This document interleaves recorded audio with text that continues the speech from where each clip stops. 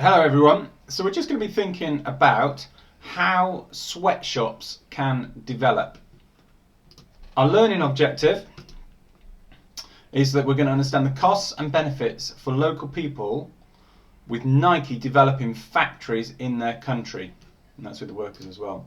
Now you're going to watch a video on YouTube, and on this video I want you to think about these questions while you watch it. Number one, how does Nike attract its workers to the factory? Number two, how does Nike then keep its workers at the factory? Number three, what conditions do the workers have to work in? Number four, what are the conditions the workers have to live in? Number five, explain why this may be a poor way of treating its workers. And then number six, explain why the workers may do this in the first place. Why do they actually go there? So, here is the video that I would like you to watch. You can get it from the link in below as well on YouTube. And the video will think it's about 7 or 8 minutes long for you to watch. So please go and watch that now. Okay, once you've watched it, first thing I'd like you to do, could you describe what you saw or what happened? Don't do any explanation, just jot down as much that you saw in the video. Okay, next slide. The next thing I want you to think about, how did the factory owner attract its workers to the factory? Now what it said in the video was that they had people working abroad. They weren't people from Malaysia, the workers. They were attracted there with a job, with promise of money. Once they got there, they had to pay a fee. They got their wages allocated. Their passports were taken away, and they were made to sign a 3-year contract. That means that they've committed to working there for 3 years. They had to earn enough to get their passports back, but unfortunately they were paid so little. They were only paid 45 Australian dollars, which is the equivalent to £4 per day, which is quite a lot of work there for not much money. So this question, can you name 3 problems with the factory for the workers? Well, they talked about there it being hot, cramped conditions, the workers had to work long hours, they received poor pay, only 45 Australian dollars or £4 per day, and it was smelly. They also struggled to earn enough money to actually buy their way out of working in the factory. So they were saying on there that they were trapped. Now for this question, this is one that you might want to think about. Having seen this video, how might someone in the UK wanting cheap clothes compare to the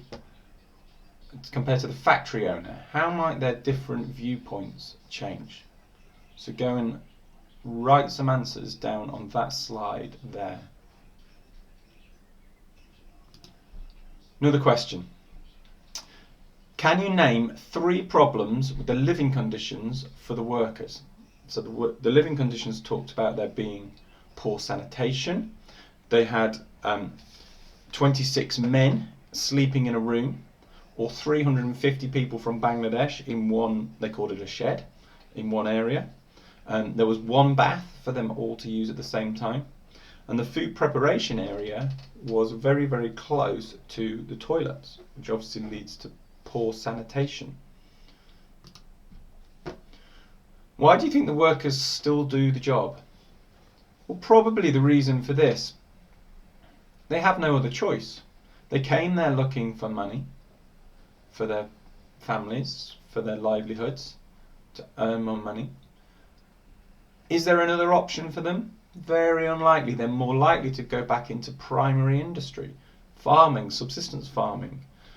Even by doing this job, as terrible as it is, they may well be earning more money than they would be at home in their own country. Also, they're a little bit trapped into the 3-year contract, so they can't easily get out. And because their passports have been taken, they can't escape very easily.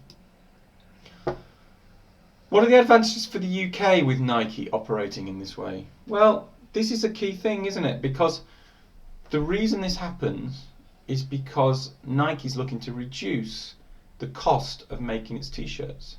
So it's found an area where it can pay people £4 per day. In the UK, the minimum wage is £9–10 an hour. So you're looking at £80 a day. So it is 20 times cheaper per person in Malaysia here to use this place to make your t-shirts. Still going to get the same t-shirts. And so for us in the UK, we get cheaper t-shirts. When we go to the shops, we want to buy the cheapest, best t-shirts. And so Nike, to stay in the market and to make money, has to produce the t-shirts at a low cost. And so it gets squeezed down the supply chain, that the costs get cut, and in the end you find factory owners like this one here in Malaysia of this, it was called High-Tex Apparel, who were looking to pay their workers very, very little so that they could sell their t-shirts to Nike cheap. Final question, and this is one for you just to think about. I'm not going to sort of tell you the answers. How would you solve the problem of Nike mistreating its workers? This is quite a difficult one, and the end of the video does talk about Nike and how it went on to solve that problem. But what do you think needs to happen? Is this a fair way of working? What happens if we took the factory away? Does that mean those people will be out of a job? Would that be fair? Is it better they have the job than no job at all? Should there be some sort of code for standards of living? Should there be further regulations for the country that supply these factories? All these things you might want to think about doing. What could you do to stop the problem? Do you still want to buy Nike? Nike won't be the only problem here. There'll be lots of companies. If you Google any major company, any TNC, you will quite often find reports of where they've had factories where they're mistreating workers. It's been a common problem over the last few years.